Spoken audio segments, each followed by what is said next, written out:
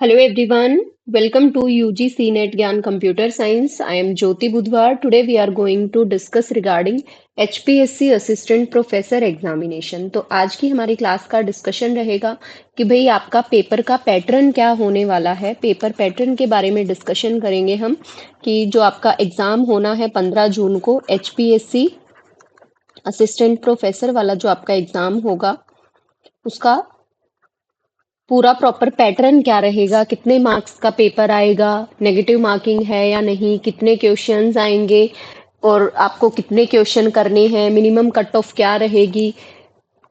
ठीक है, इन सभी से रिगार्डिंग आज की हमारी क्लास का डिस्कशन होने वाला है। तो चलिए क्लास को स्टार्ट करते हैं। उसके साथ ही अगर आप में से कोई भी स्टूडेंट चैनल पर न्यू है देन प्लीज चैनल को सब्सक्राइब करें, साथ में बेल आइकन को प्रेस करना ना भूलें सो दैट आपको अपकमिंग क्लासेस की नोटिफिकेशन टाइम टू टाइम मिलती रहे।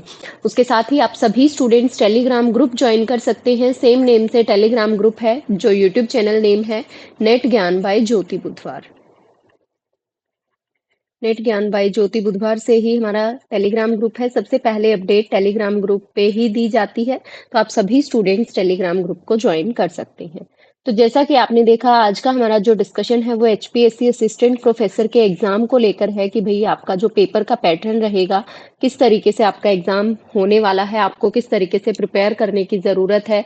आपके पास टोटल 3 मंथ्स हैं। इन 3 मंथ्स में आप किन किन चीजों को पढ़ेंगे उसके बारे में भी फर्दर आगे हम डिस्कस करेंगे। कौन कौन से टॉपिक्स इंपॉर्टेंट रहेंगे, किन टॉपिक्स को आप छोड़ भी सकते हैं, कंप्लीट सिलेबस क्या रहने वाला है, कितना आपको करना है, ये सारी चीजें हम नेक्स्ट क्लास में करेंगे। आज की क्लास में हम पूरा पेपर पैटर्न डिस्कस करने वाले हैं। ठीक है, तो चलिए स्टार्ट करते हैं आज की क्लास को। तो जैसा कि आप सभी को पता है कि जो हमारा HPSC का एग्जाम है वो हमारा 100 मार्क्स का होने वाला है। ठीक है, 100 मार्क्स का रहेगा। टोटल 100 क्वेश्चन आएंगे। 100 मार्क्स होगा, 100 क्वेश्चन आएंगे और आपका जो टाइम है वो आपको 2 आवर्स का टाइम दिया जाएगा एग्जाम के लिए। ठीक है, और ये 100 मार्क्स है, 100 ही क्वेश्चन है, यानी कि 1 क्वेश्चन फॉर 1 मार्क। पेपर सारा का सारा आपका ऑब्जेक्टिव टाइप होने वाला है। जो आपका स्क्रीनिंग एग्जाम है वो आपका ऑब्जेक्टिव टाइप होगा। सब्जेक्टिव के बारे में हम बाद में डिस्कस करेंगे। अभी पहले जो हमारा एग्जाम 15 जून को होना है, अभी हमारा डिस्कशन किस पेपर के लिए है, जो हमारा 15 जून को पेपर होना है स्क्रीनिंग एग्जाम। जो स्क्रीनिंग एग्जाम है पेपर 1 जो है आपका स्क्रीनिंग एग्जाम कह सकते हैं, आप इसको प्री कह सकते हैं। जैसे आपका HCS में होता है, UPSC में होता है, पहले प्री होता है फिर मेंस होता है। सेम इसमें इसमें है आपका पहले स्क्रीनिंग एग्जाम है, उसके बाद आपका सब्जेक्ट नॉलेज टेस्ट होगा, मेंस के तरीके से होगा, वो आपका 16 अगस्त को है। ठीक है, तो उसके बारे में भी डिस्कस करेंगे, उसके बारे में बाद में आएंगे। पहले हम अभी इस पे फोकस करते हैं कि जो आपका 15 जून को जो आपका पेपर होना है, तो वो पेपर आपका कितने मार्क्स का होगा, 100 मार्क्स का रहेगा। उन 100 मार्क्स में टोटल 100 क्वेश्चंस रहेंगे, यानी कि हर एक क्वेश्चन 1 नंबर का होने वाला है।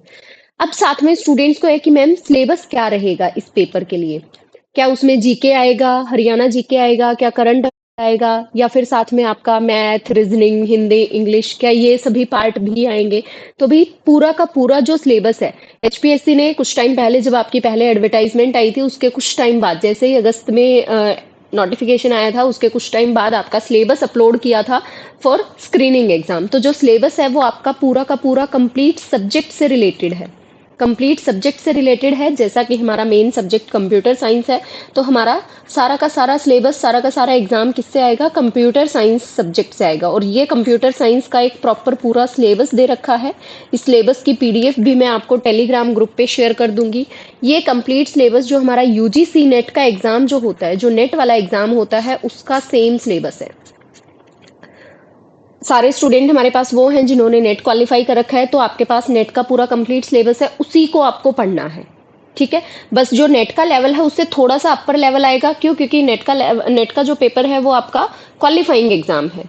ठीक है, ये आपका फर्दर जॉब के लिए एग्जाम है, तो उससे थोड़ा सा अपर, थोड़ा सा हायर लेवल आपको पढ़ने की जरूरत है। उन्हीं क्वेश्चंस को लगाने की जरूरत है। गेट के PYQ लगाओ, नेट के PYQ लगाओ, साथ में जो भी टॉपिक आप पढ़ रहे हो उससे रिलेटेड कुछ और फर्दर MCQs लगाओ। अदर स्टेट्स के जो सेट एग्जाम होते हैं उनके क्वेश्चंस आप लगा सकते हैं। ठीक है, तो सारा का सारा जो पेपर आएगा वो आपका कंप्यूटर साइंस सब्जेक्ट से आएगा। सारे क्वेश्चंस आपके MCQ बेस्ड रहेंगे। MCQ बेस्ड रहेंगे। हर एक क्वेश्चन के आपके टोटल फोर ऑप्शंस होंगे ए बी सी डी। ठीक है, अब साथ में ये मैं क्यों बता रही हूँ ए बी सी डी होंगे, जो ओएमआर शीट होगी उसमें आपके पास एक अदर ऑप्शन होगा, दैट इज ई। इस ई का मतलब क्या है, यहाँ पे आपकी नेगेटिव मार्किंग है, नेगेटिव मार्किंग 0.25 की है, 0.25 की है, यानी कि 1/4 आपकी नेगेटिव मार्किंग है। अगर आप किसी क्वेश्चन का आंसर गलत लगाते हैं तो आपका 0.25 मार्क्स जो है वो डिडक्ट हो जाएगा। ठीक है, उसके साथ अब ये जो 5 ऑप्शन दिए हैं ना, ये 5 ऑप्शन में से आपको क्या करना है, आंसर्स 1 2 3 4 ही हैं। अगर आपको सपोज कोई क्वेश्चन नहीं आता, अगर आपको कोई क्वेश्चन नहीं आता तो आप किसको मार्क करेंगे, ई को मार्क करेंगे।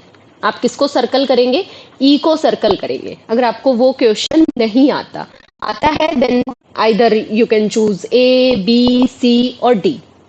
अगर नहीं आता तो आप ई को सर्कल करेंगे, ई को हाईलाइट करेंगे।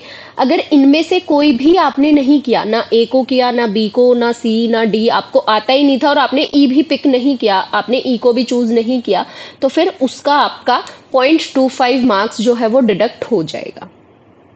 ठीक है, तो दो तरीके से आपकी नेगेटिव मार्किंग रहेगी, या तो आपने रॉन्ग ऑप्शन चूज किया है, या तो आपने रॉन्ग ऑप्शन चूज किया है, या तो आपने कोई भी ऑप्शन चूज नहीं किया, या तो आपने कोई भी ऑप्शन चूज नहीं किया, नो ऑप्शन, कोई भी ऑप्शन चूज नहीं किया, या तो रॉन्ग ऑप्शन चूज किया है, तब नेगेटिव मार्किंग होगी। सपोज आंसर आना था बी और आपने ए को सर्कल कर दिया तो गलत माना जाएगा।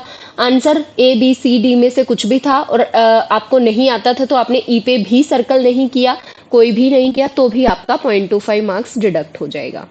और अगर ऐसे टोटल आपने कि जिसमें कोई भी ऑप्शन चूज नहीं किया, ऐसे अगर आपने टोटल 10 क्वेश्चन आपके पेपर में अगर छोड़ दिए, अगर आपने 10 क्वेश्चन छोड़ दिए, एक या दो छोड़ दिया कोई बात नहीं, उसका नेगेटिव में चला जाएगा, लेकिन ऐसा नहीं है कि आप कितने ही छोड़ दो।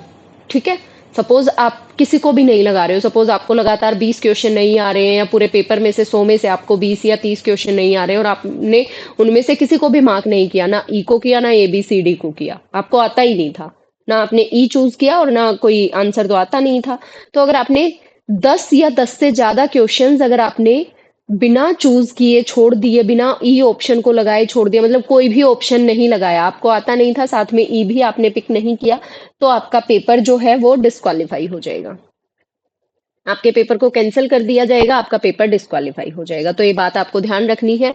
तो यानी कि टोटल 1 to 100 क्वेश्चन आएंगे, तो आपको ऐसा कोई क्वेश्चन नहीं छोड़ना है जो आपको नहीं आता है। अगर नहीं आता है यू कैन मार्क ई, आता है तो ए बी सी डी में से कोई भी एक क्वेश्चन मार्क करो। अगर थोड़ा बहुत लग रहा है कि हाँ 50-50 लग रहा है कि शायद ये हो सकता है, तो you can choose from A to D, but बिल्कुल ही नहीं आता तो ई मार्क करो, पर छोड़ के नहीं आना है। ठीक है, अगर 10 या 10 से ज्यादा क्वेश्चन आपने छोड़ दिए तो आपका पेपर जो है वो डिस्क्वालीफाई हो जाएगा। तो ये तो है पेपर का पैटर्न कि किस तरीके से पेपर आपका आने वाला है। ठीक है, और किस तरीके से आपको उन क्वेश्चंस को अटेम्प्ट करना है, कितने टोटल क्वेश्चंस रहेंगे, नेगेटिव मार्किंग कितने की रहेगी, ई ऑप्शन का क्या मतलब है, ये सारी चीजें थी। ठीक है, उसके साथ ही अब बात आती है, स्टूडेंट्स पूछते हैं कि मैम मिनिमम कट ऑफ क्या रहेगी, कि मतलब हम कम से कम कितने नंबर लें। भाई लिखने को उन्होंने दे दिया मिनिमम 25% चाहिए, यानी कि अगर आपने 100 में से 25 मार्क्स ले लिए, 25 या 25 से ज्यादा ले लिए, देन आप क्वालिफाई, तो आपने एग्जाम तो क्वालिफाई कर लिया, बट सिर्फ क्वालिफाई से काम नहीं चलता है, वहां पे आपको टॉप 4 टाइम स्टूडेंट्स में आना पड़ेगा। टॉप 4 टाइम स्टूडेंट्स में आना पड़ेगा। टॉप 4 टाइम स्टूडेंट्स का मतलब क्या है, जितनी भी पोस्ट है, जितनी भी पोस्ट है, total number of post according to category wise, suppose general की हैं 25, ओबीसी की हैं 5 6 7, ईडब्ल्यूएस की हैं 8 to 10, जितनी भी फर्दर एनी सब्जेक्ट या हमारे कंप्यूटर साइंस के हम लेके चलें, तो जिस भी सब्जेक्ट के लिए जितनी पोस्ट है उसके अकॉर्डिंग जो मेरिट लिस्ट जो बनेगी, अब क्वालिफाई तो बहुत सारे स्टूडेंट्स करेंगे एग्जाम को, लेकिन क्वालिफाई से काम नहीं चलेगा। पेपर 2 जो हमारा सब्जेक्ट नॉलेज टेस्ट होगा, उसके लिए किन स्टूडेंट्स को ही क्वालिफाई किया जाएगा, जो हाईएस्ट मार्क्स वाले स्टूडेंट होंगे। ठीक है, तो सपोज अगर 25 टोटल पोस्ट है तो 25 का 4 टाइम्स 100। तो जितने भी स्टूडेंट्स ने पेपर दिया है उसमें जो टॉप 100 स्टूडेंट्स होंगे उनका ही पेपर 2 होगा। ठीक है, तो मेरिट लिस्ट जो बनेगी वो जो आपकी लिस्ट बनेगी, जो रिजल्ट आएगा पेपर 1 का, वो किस बेसिस पे आएगा? According to merit list. और मेरिट लिस्ट किस बेस पे बनेगी? According to total number of post, और जितनी टोटल नंबर ऑफ पोस्ट है उसके 4 टाइम्स कैंडिडेट का ही सब्जेक्ट नॉलेज टेस्ट होगा, पेपर 2 के लिए कॉल आएगा। सेम, जो अब 4 टाइम्स कैंडिडेट ने पेपर 2 दिया है तो इंटरव्यू के लिए किनको कॉल आएगा? जो टॉप 2 टाइम्स होंगे। तो आपको सिर्फ मिनिमम क्वालिफाई करने के लिए नहीं पढ़ना है, आपको हाईएस्ट मार्क्स लेना है।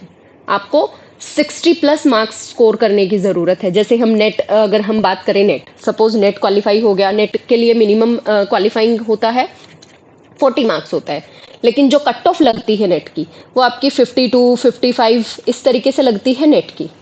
सेम जेआरएफ की अगर हम बात करें तो जेआरएफ की कितनी लगती है? 60 टू 63 लगती है। ठीक है, तो इस तरीके से आपको टॉप स्टूडेंट्स में आना है, आपको हाईएस्ट मार्क्स वाले स्टूडेंट्स में आना है। तो यानी कि आपका टारगेट होना चाहिए 60 प्लस मार्क्स का, आपका टारगेट होना चाहिए 60 प्लस मार्क्स का। तो आप टॉप 4 टाइम्स कैंडिडेट्स में आ जाओगे और आपको पेपर 2 के लिए कॉल आ जाएगा। ठीक है, तो ये पूरा पेपर पैटर्न था पेपर 1 के लिए। हमने अभी आज की क्लास में पेपर 1 का पेपर पैटर्न डिस्कस किया है। पेपर 2 सेम हमारा सब्जेक्ट का ही होगा, बस रिटन एग्जाम होगा। उसके बारे में जब हमारा पेपर 1 हो जाएगा, आप सभी स्टूडेंट्स का कंप्लीट हो जाएगा 15 जून को, जब आप पेपर दे के आ चुके होंगे, उसके बाद हम पेपर 2 पे जाएंगे। अभी पेपर 2 का आपको स्ट्रेस नहीं लेना है, अभी फिलहाल में आपको फोकस रखना है पेपर 1 के लिए। ठीक है, नेक्स्ट क्लास में मिलेंगे, उसमें हम डिस्कस करेंगे कि कहाँ से पढ़ें, क्या क्या पढ़ें, किन चीज़ों पे ज़्यादा फोकस करने की ज़रूरत है। आई होप ये छोटा सा डिस्क्रिप्शन आपको कि पेपर पूरा कंप्लीट पेपर का पैटर्न क्या होने वाला है, किस तरीके से आपको पेपर को अटेम्प्ट करना है, कितने क्वेश्चंस आएंगे, नेगेटिव मार्किंग, टोटल आपको मार्क्स कितना स्कोर करना है, तो ये सारी चीज़ें आई होप आपको क्लियर हो गई होंगी। सो आज की क्लास में हम इतना ही करेंगे, मिलेंगे नेक्स्ट क्लास में नेक्स्ट इंपॉर्टेंट अपडेट के साथ। तब तक के लिए सभी स्टूडेंट्स को thank you so much and all the very best. इसी तरीके से आप लोग अपनी प्रिपरेशन करते रहें।